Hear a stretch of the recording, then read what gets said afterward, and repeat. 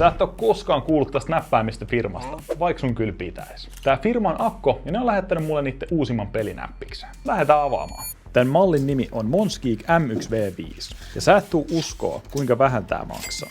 Paketissa tulee mukana ite näppäimistö, läjä harmaita ja valkoisia ekstra näppäinhattuja sekä niiden irrotustyökalu, ekstra kytkimiä ja niille työkalu, sekä USB-C-kaapeli ja langaton adapteri, sillä tää on myös langaton. Runko on täys alumiinia ja sen saa myös ilman mitään työkaluja auki. Työnnä vaan keskeltä, niin pääset kustomoimaan tätä kunnolla. Ei muuta kuin vaihdetaan näppäimet Nordic Layouttiin ja otetaan käyttöön.